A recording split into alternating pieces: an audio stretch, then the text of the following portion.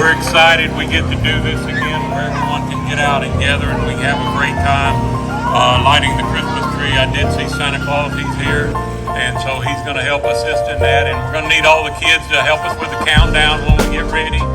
A lot of blessings this year for our city. Some really good, nice things happening for us. We've got some new businesses coming in, some more we're working on.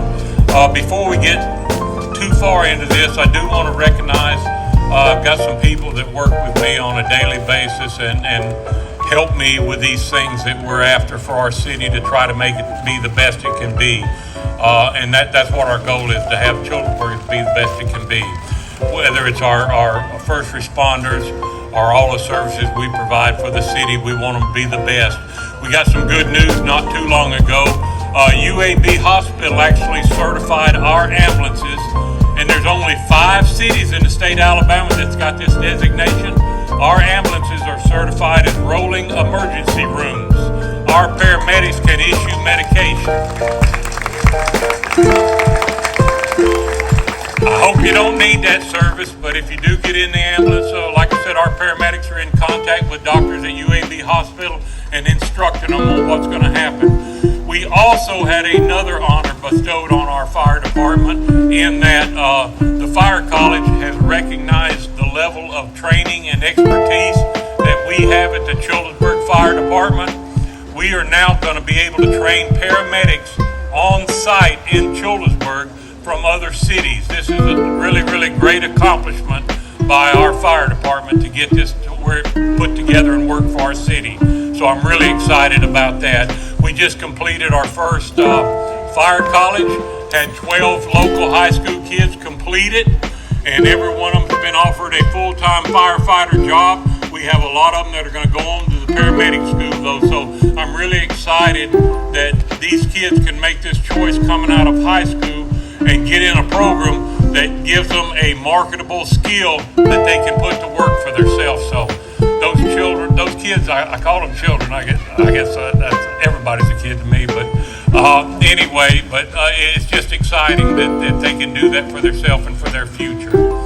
I also want to thank my council. I just asked you to raise your hand when you're here so I can see how many's here. I know Councilman Moody's here.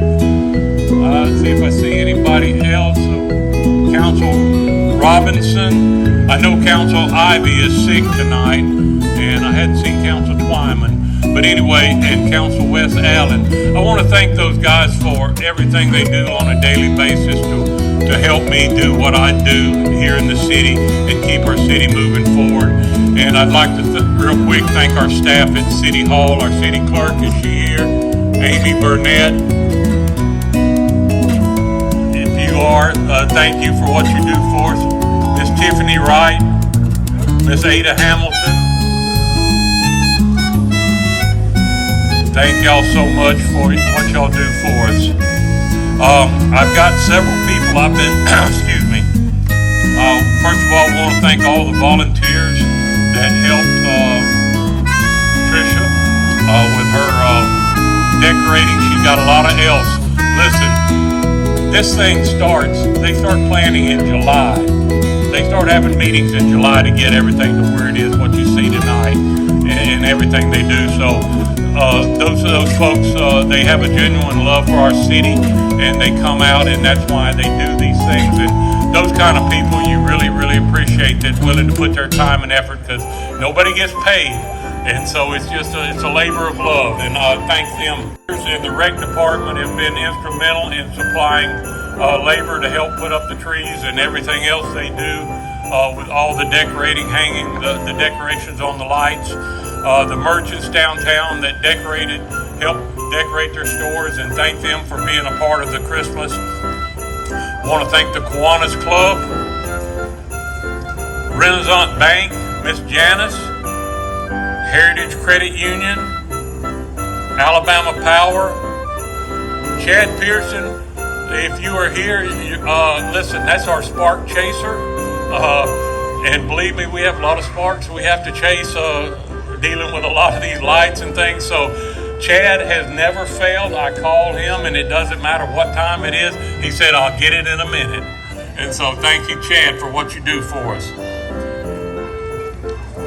At this time, I'd like to call on the Reverend Pearson McGee, to come up and lead us in our opening prayer.